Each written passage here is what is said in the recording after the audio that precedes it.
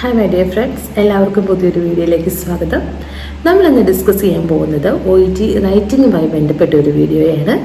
OET റൈറ്റിങ്ങിൽ നമ്മൾ മിക്കവാറും introduction സെൻറ്റൻസിൽ use ചെയ്യുന്ന ഒന്നാണ് was diagnosed and has been diagnosed. നമുക്കിത് ഈ വാസ് ഡയഗ്നോസ്ഡും ഹാസ് ബീൻ ഡയഗ്നോസ്ഡും തമ്മിലുള്ള ഡിഫറൻസസ് എന്തൊക്കെയാണ് നോക്കാം. നമ്മൾ പറയുമ്പോൾ she was diagnosed with the condition എന്ന് പറയുമ്പോൾ it's means the condition has been resolved or brought under control with medical management.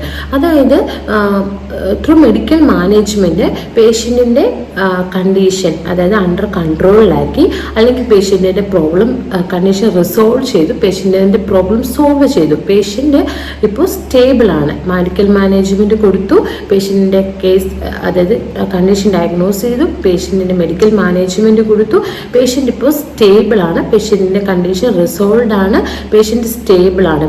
Through medical management നമ്മുടെ അണ്ടർ കൺട്രോളിലാക്കി സ്റ്റേബിളാണ് പേഷ്യൻ്റ്. ഇങ്ങനെയുള്ള സിറ്റുവേഷനിലാണ് നമ്മൾ വാസ് ഡയഗ്നോസ്ഡ് യൂസ് ചെയ്യുന്നത്. എല്ലാവർക്കും മനസ്സിലായെന്ന് വിചാരിക്കുന്നു. ഈ വാസ് ഡയഗ്നോസ്ഡ് എന്ന് പറയുമ്പോൾ നമ്മൾ അതിലൂടെ പറയാൻ ഉദ്ദേശിക്കുന്നത് ഒരു ഈവെന്റ്, പാസ്റ്റിൽ സംഭവിച്ച ഒരു ഈവെന്റ്, അത് റിസോൾവ്ഡ് ആയിട്ടുള്ള ഒരു ഈവെന്റ് ആയിരിക്കും. അങ്ങനെ പാസ്റ്റിൽ നടന്ന ഒരു ഈവെന്റിനെ നമ്മൾ പറയാനായിട്ടാണ് ഈ വാസ് ഡയഗ്നോസ്ഡ് നമ്മൾ യൂസ് ചെയ്യുന്നത്. നെക്സ്റ്റ് നമ്മൾ പറയുന്നതാണ് ഹാസ് ബീൻ ഡയഗ്നോസ്ഡ്. ഈ ഹാസ് ബീൻ ഡയഗ്നോസ്ഡ് നമ്മൾ പറയുന്നത് എന്താണെന്ന് വെച്ചിട്ടുണ്ടെങ്കിൽ പേഷ്യൻറ്റിന് still having the condition or it has not been resolved. അതായത് ആ പേഷ്യൻറ്റിൻ്റെ പ്രോബ്ലം നമ്മൾ ഡയഗ്നോസ് ചെയ്തു, റീസെൻ്റായിട്ട് ഡയഗ്നോസ് ചെയ്തു, but still the patient having the condition. പേഷ്യൻറ്റിന് ഇപ്പോഴും ആ കണ്ടീഷൻ ഉണ്ട്, പേഷ്യൻറ്റിൻ്റെ പ്രോബ്ലംസ് നമ്മൾ റിസോൾവ് ചെയ്തിട്ടില്ല. അങ്ങനെ ഒരു കണ്ടീഷന് പറയുന്നത് അങ്ങനെ റീസെൻ്റായിട്ട് തുടങ്ങിയ ഒരു പ്രോബ്ലമായിട്ട് പേഷ്യൻ്റ് വന്നു, ആ പേഷ്യൻറ്റിന് നമ്മൾ ഡയഗ്നോസിസ് കണ്ടുപിടിച്ചു, ബട്ട് പേഷ്യൻറ്റിന് സ്റ്റിൽ ഹാവിങ് ദ കണ്ടീഷൻ, പേഷ്യൻറ്റിൻ്റെ പ്രോബ്ലം റിസോൾവ് ചെയ്തിട്ടില്ല. അങ്ങനെയുള്ള കണ്ടീഷനിൽ നമ്മൾ പറയുന്നതാണ് ഹാസ് ബീൻ ഡയഗ്നോസ്ഡ്. ഓക്കെ, അതുപോലെ തന്നെ ഞാൻ പറഞ്ഞത് നിങ്ങൾക്ക് മനസ്സിലായെന്ന് വിചാരിക്കുന്നു.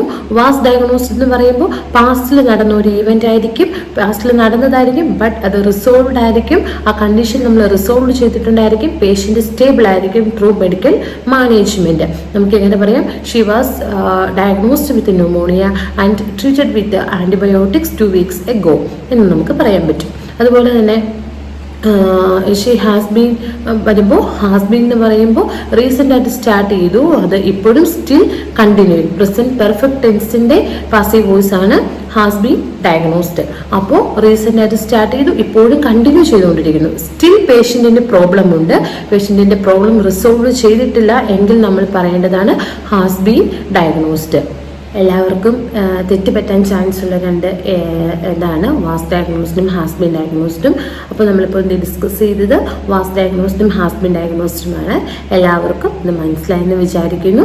നിങ്ങൾ അതിൻ്റെ മീനിങ് മനസ്സിലാക്കി, സിറ്റുവേഷൻ കണ്ടീഷൻ മനസ്സിലാക്കി അത് യൂസ് ചെയ്യണം. അപ്പോൾ എല്ലാവർക്കും വീഡിയോ ഇഷ്ടപ്പെട്ടെന്ന് വിചാരിക്കുന്നു. Please subscribe my channel and support my channel. എല്ലാവരും കമൻറ്റ് ചെയ്യണം. വീഡിയോ ഇഷ്ടപ്പെട്ടിട്ടുണ്ടെങ്കിൽ നിങ്ങൾക്ക് ഹെൽപ്ഫുൾ ആണെങ്കിൽ കമൻറ്റ് ചെയ്യണം, ഷെയർ ചെയ്യണം. Thank you all.